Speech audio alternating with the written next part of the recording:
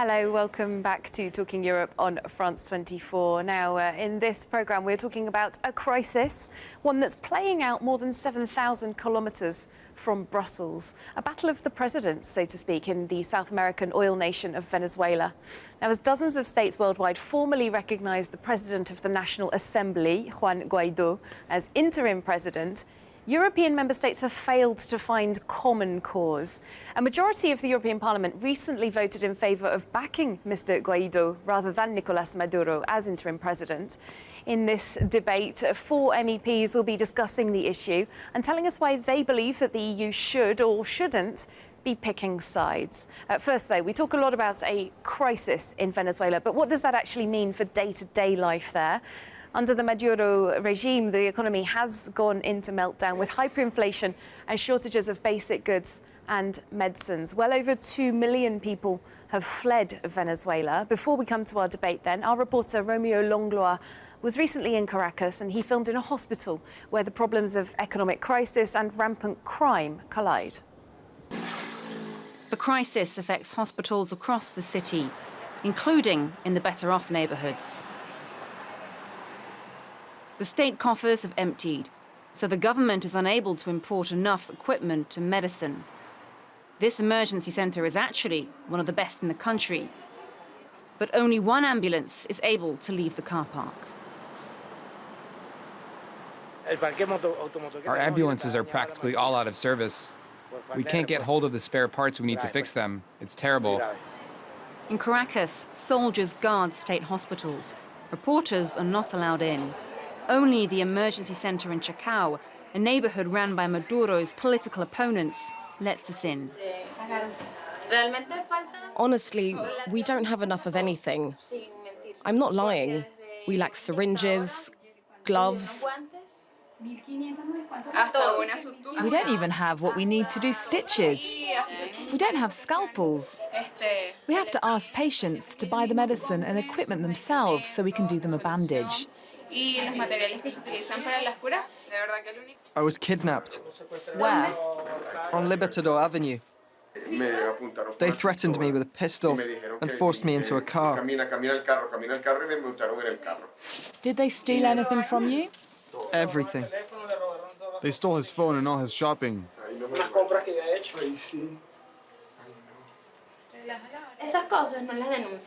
Nobody goes to the police for this kind of thing, because it doesn't change anything.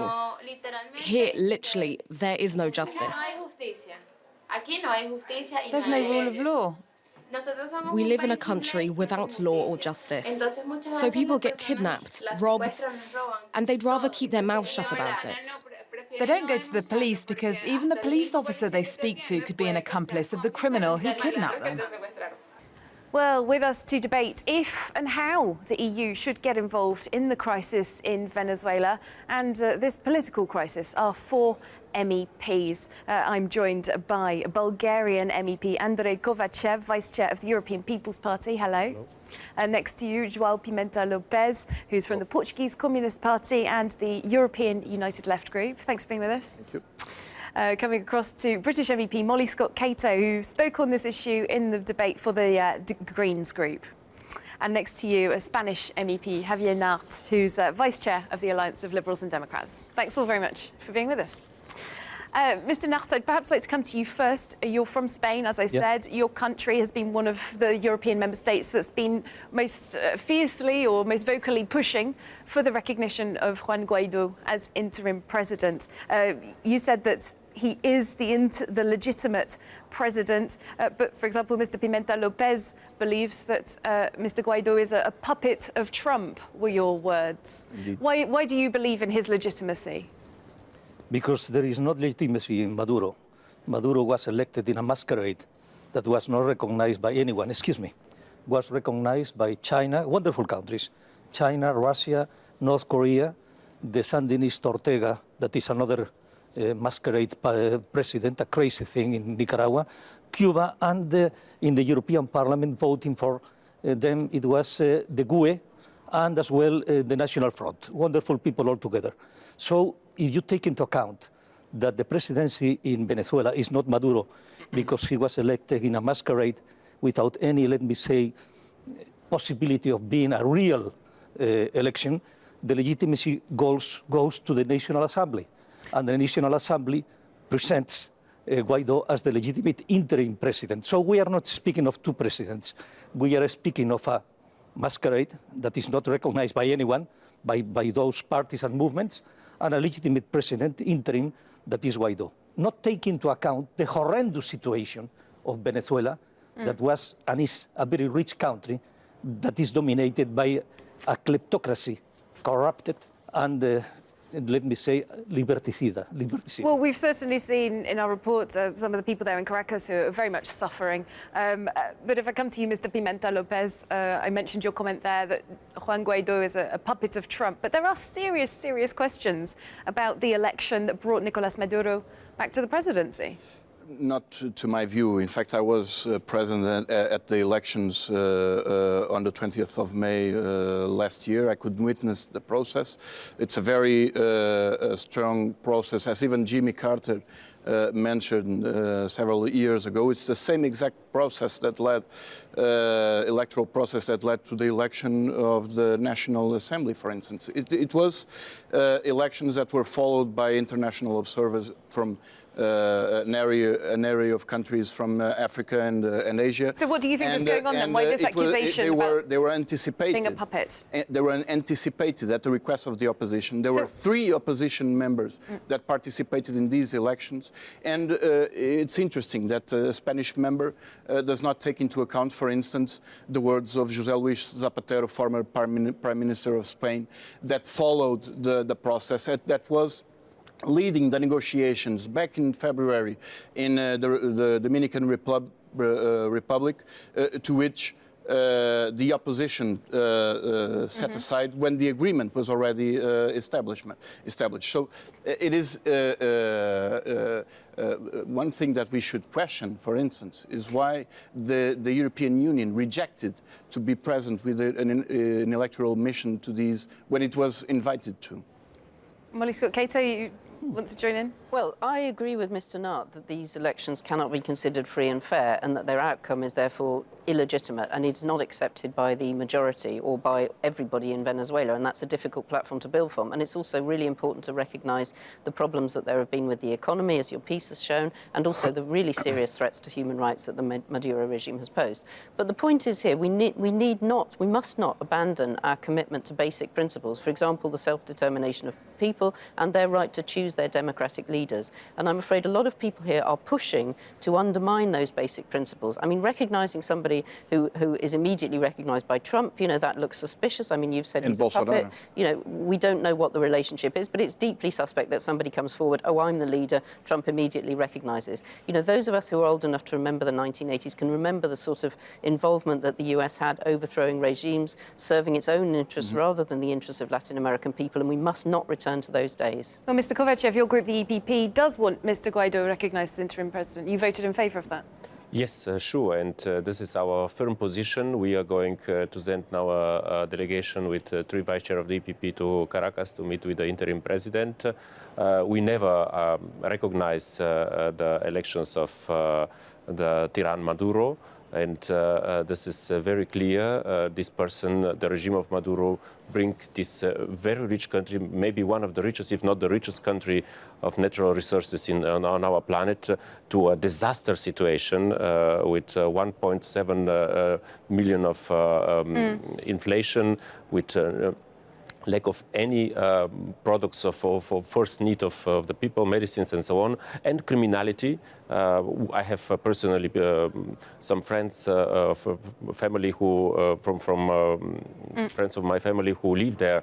This is really a disaster situation from the security point of view. It is very dangerous to go even on the street in Caracas if you have a watch or if you have something what is valuable.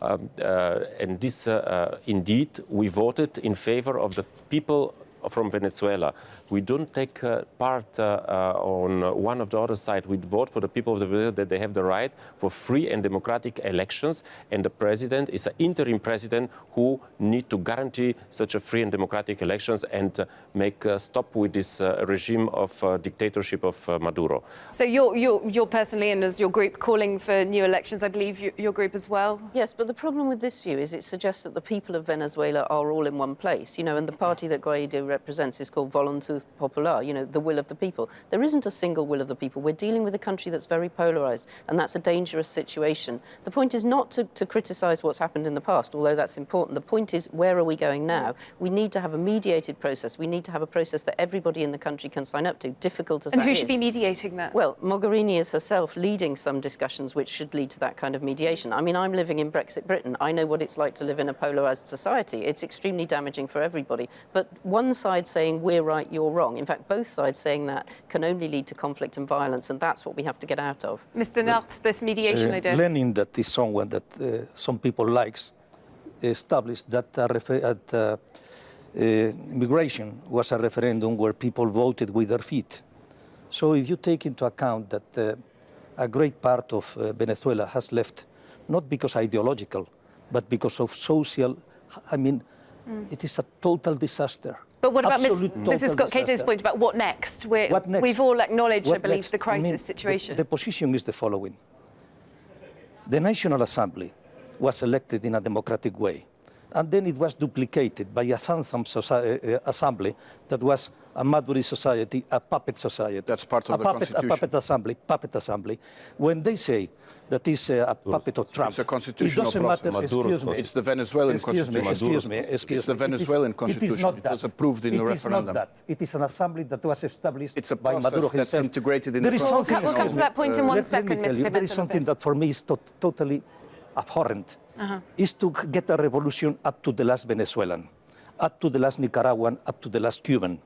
So for me, Venezuelan people, Cuban people, and Nicaraguan people are very respectful. And I am speaking for something I know from the beginning. Because, for example, in Nicaragua, I was not a philosophical backing of the Sandinist front. I fought in the Sandinist front in 1979, and I was injured in that front. And today, I established that Ortega is a dictator and is establishing a dictatorship in Nicaragua. So you see this as standing up to a dictator? They need a wonderful revolution outside that they are not able to suffer inside. But you were saying that you believe that the Constitution is being disrespected by... even by Juan Guaido, who the right is here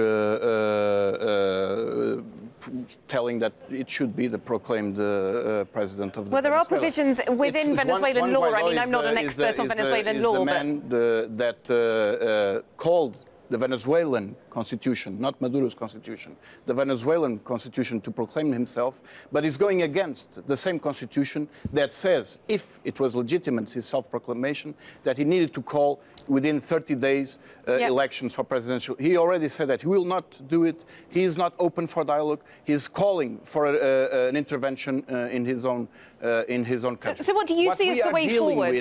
What we are dealing here is not what concerns the situation in the country, is whether we respect or not the principles that in the international law, namely the principle of non-interference within countries. Mr. Pimentel-Lopez, I'd like to put a question to you. We don't have much time left, unfortunately. I'd like to just put a question to you of what is the way forward? Clearly, the right is not for dialogue and peace. What is the way forward that does respect the way forward? The way forward is the respect. The way forward is the respect for the sovereignty, the fascist coup in Ukraine. The way forward. The way forward. The way forward is the respect for the sovereignty of Venezuela, the respect for when you've got a dialogue presidency within the that's international polarised framework, from the National Assembly, how is that brought together? And not a dialogue that determines already what is the outcome of this dialogue. As, for instance, the European Union is determining that whether you call for elections or there is a solution. There is a main let's just let Mr. Kovachev have a word. The European Union and the United States is a military intervention where the internal... Well, Donald Trump has said he won't rule that out, but in the EU... That is the pathway. That is the pathway. Let me just take Mr. Kovachev. Let me take Mr. Kovachev. Mr. Kovachev. It's very clear the ideological division here. If you are communist, you back Maduro and his brothers. If you are communist, you are against the so-called fascists in Kiev what they say, but they don't have the same Guaido interpretation. comes from the most violent sectors of the opposition. The situation when there was the Russian intervention in Okay, we've just got a minute left. Molly Scott Joe Cato. has a perfect right to be a communist. You have a perfect right to believe what you believe. But the point is, it's the people of Venezuela who must decide their future. Of course. And we need to move towards elections, but we need to move towards elections. Can you not speak across me, otherwise people can't hear? Let's just let Mrs. Scott Cato finish her point about elections. I'm very interested in the elections. It's very sad that the European Union had not common position because of Italy and because of Mr. Tsipras.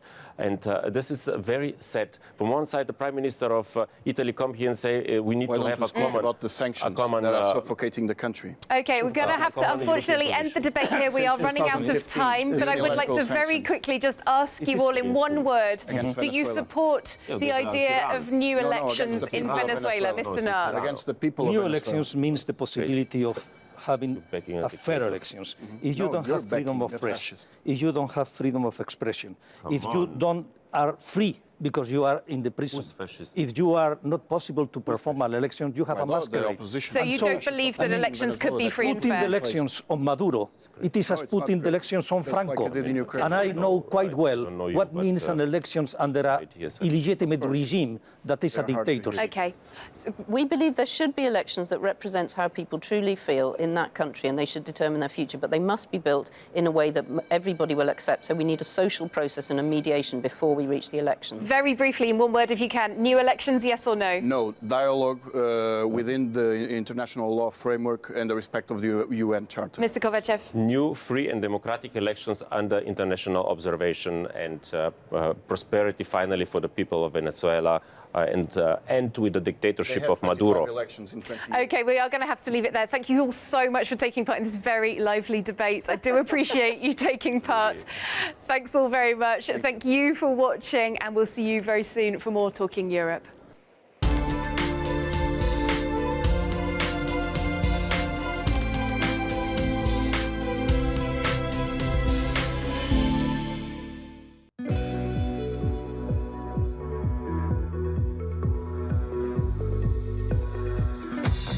France 24.